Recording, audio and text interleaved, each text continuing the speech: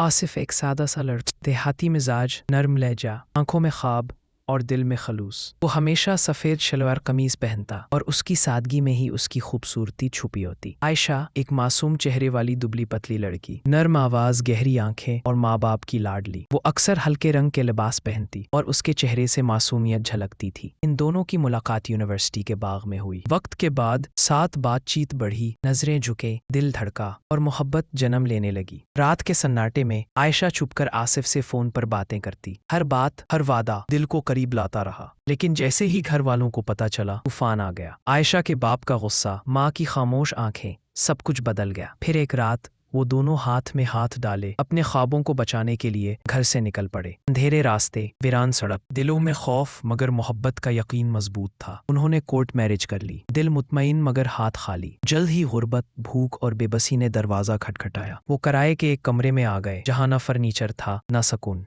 एक दिन थकन और मायूसी के बोझ तले उनके बीच तल्ख कलामी हुई। आयशा के आंसू और आसिफ की खामोशी दोनों दिल तोड़ गए। फिर आसिफ बीमार हो गया, दवाई के पैसे ना थे और उम्मीद भी दम तोड़ने लगी। आयशा जो कभी जद्दी थी, अब बस उसका हाथ थामे बैठी रही। मायूस, थके हुए वो दोनों वापस घर लौट आए। दरवाजे पर माँ खड़ी थी, आंखों में नमी, चेहरे पर वही पुरानी ममता। वक्त गुजरा और अब वो दोनों छत पर बैठे, शाम की रोशनी में खामोश बैठे हैं। सर पर हाथ नहीं, शिकायत नहीं, बस एक नजर माजी पर और दिल में एक गहरी सांस। काश थोड़ा और सब्र कर लेते, शायद सब कुछ बदल जाता।